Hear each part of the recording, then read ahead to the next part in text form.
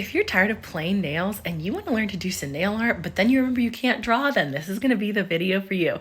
What's up, nail crew? It's Nicole, your fellow nail obsessed DIYer. Today we're doing a really cute, easy winter nail design that requires no artistic skills. If you're somebody like me and you literally can't draw to save your life, like even your stick figures are sad, this is going to definitely be one that you want to watch and learn. And it requires no gels as well, so you don't even need to bust out your UV light. The first thing that I did was I dipped my nails with a gorgeous blurple, and then I'm going to use a gorgeous glitter, this beautiful glitter too.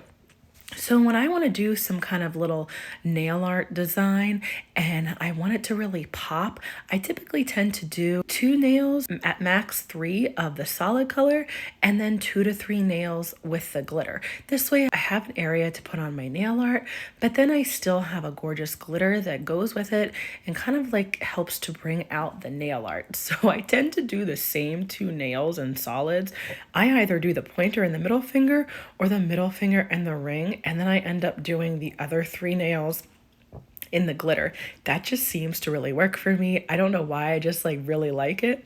When you're applying dip powder, you want to make sure that you apply your layers nice and thinly. So what we're going to do this really easy nail art is we are going to stamp some super simple snowflakes that you guys saw at the beginning of the video. That's the mani that we're going to be working on. When I first started stamping, I was really intimidated. I felt like I did everything wrong, but I'm going to show you how you can do really simple designs and not have to go crazy with it. Now, I do go crazy in some of my videos, some of my manis with stamping, and I am pushing myself in 2024 to learn like way more stamping than I ever have before, do all these different designs so I can help you guys learn. But today is going to be super simple so that you know you can stamp really easy nail art right onto your dip powder nails. So once you finish with your solid dip powder, then you want to make sure that you do your clear dip powder on top of it so that you can protect your colors when you buff and shape. And then you also want to activate it. I like to activate my clear dip powder on my solid or shimmer nails after I've dipped those before I jump into my glitter, because I am a really messy dipper. As you can see with my blurple dip powder that is like poured all over the place, I just tend to make a big mess. So I know if I don't activate my solids and shimmers first before jumping into my glitter nails, that I am most likely going to contaminate them with the glitter. So I like to make sure that I go through and do my clear dip powder and then activate them. I've had a bunch of people ask me about applying glitter powders and how you get the glitters to look so nice and so even in the application. That's what we're going to talk a little bit about here before we jump into the nail art. So when I'm applying glitter powders, I like to make sure, like all my layers, that my dip base is applied really thinly. Then I like to pour my glitters into a dip cup like I have, and if you don't have dip cups, you can also use cupcake liners. This allows you to see like really, really well where the glitters are going to be placed when you lay your nail flat onto it. I do not pour glitters over to my nails ever because I just find that the application is super uneven. So I like to lay my nails into the glitter, which is why it's really important to me to make sure that my dip base is applied thinly. And on the first layer, especially when you're using a chunky glitter, you just want to make sure that you get like the main glittery base of the powder applied on that first one. You are not trying to get a ton of chunky glitters on your first dip. If you try to do that, then your nails tend to be really thick. So I have builder gel on as a base on my natural nails, and I only need to do 2 dips of the glitter powder or whatever powder I'm using.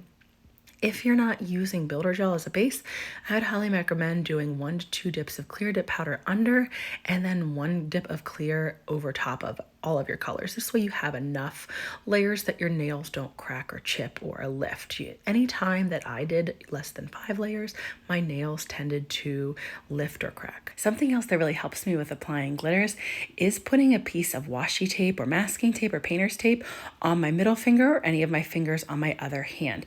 Then you can easily press down the glitters once you've laid your nail flat. You're not going to get any glitters or dip base stuck on your skin on your other hand if you're using your finger just to press them down.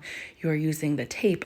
The tape tends to not stick as much as like your skin would when you're pressing glitters down, which is why I started doing that a while ago. And ever since I did that, it is so much easier than getting dip base and glitters and like color stuck all over my skin, because my hands are super dry as it already is. So I don't want to get anything else on my skin because my skin basically just sucks up everything everything that it touches since it's so dry, especially when I'm doing my nails. You can see on my videos, I don't try to pretend like my skin isn't dry. I don't try to put lotion on before I do my dip nails. I just let my skin go like dry as it is because, I like to keep it real on here. So once I get my second layer of dip done, and on your second layer, you really want to make sure for your glitters that you shake the powder up so that as many of the glitters come to the top as you possibly can. So when you're laying your nail flat onto it, you want to grab those glitters. So you want to lay your nail into where you shook up the dip powder and where more of those glitters are kind of like floated to the top. Then you can lace them in another one of your dip cups, or sometimes I use a flexible cup. I don't have any clean, so I just poured a little bit of the glitter into another dip cup. Then I apply dip base over my entire nail and just place extra glitters. That is how I get my glitters to look even and really nice. It is not because I applied them evenly from the start. I add more chunky glitters to each nail. And in this mani, I finally found my wax tool. So I've been trying to use that a lot more in my manis because it is a lot easier. But if you don't have a wax tool, you can also use an orange wood stick or some kind of toothpick, something like that. And as long as you apply the dip base over your entire nail, then it'll stay wet and you can just place the glitters wherever you want. So that is my secret to getting my glitters to apply really nicely, my chunky glitters, because I'm hand placing a bunch of extra pieces to make sure it looks like even and the glitters are placed where I want them to be. Then you'll go through and you'll top with clear dip powder.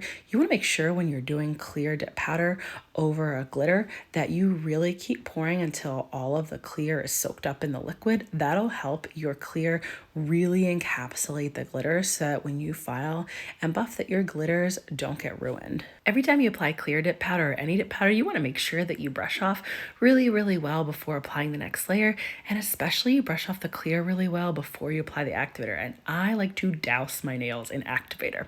So once I'm done with activator, I file, buff, and shape, and now we're going to jump into our nail art. We're doing these really simple snowflake designs. I take my white stamping polish, and when you're stamping, you want to have just enough to cover the image. You don't want to have so much stamping polish on that you flood the image. And you want to do 1 to 2 quick scrapes down pretty firmly, and then you want to roll the stamper in the opposite direction that you scraped. You barely touch the stamper onto the stamping plate. It gently rolls. So something that I was doing wrong for a long time was I was pressing the stamper in really, really heavy, like firmly, and it would not pick up. So you can see here, I even had some mistakes on picking up my image, and that's okay. You can take a lint roller or some kind of little piece of tape like I'm using and just peel off the image off your off your stamper and then try again. And if your stamper gets too clogged up with the polish, then you can just take some acetone on a cotton ball and then wipe it off, and then use isopropyl alcohol on another cotton ball to really clean it off, and just try your stamp again. There is no need to rush. So when you're stamping, if you make a mistake, just don't put it on your nail yet. That's the best part about stamping, is until it's on your nail, like, it's no big deal. You can fix any kind of mistakes that you have on your stamp and you can keep trying. Then you want to put some sticky base on your nail, and you want it to be tacky. You don't want it to be wet and you don't want it to be dry. Once your sticky base gets to the point where it's tacky, then you just press the stamps down. And I like doing it this way, where I let my stamps dry before I press it down, and I press it into a tacky layer of sticky base. It just really helps me to make sure that I'm applying my stamps better and I'm not rushing. So that's why you see me do my stamps first and then I set them aside. Actually, you can't see this on the video, but I let them dry for a few minutes before I go in and press them to my nails. And then I can go in and do my top coating. And if you're using dip top coat, you can use that on all the rest of your nails. You want to make sure that you apply a no smudge top coat over your stamp so that it doesn't get all smeared. And then I like to go in with another really shiny nail polish top coat to give me that really beautiful shine to match with my dip liquids.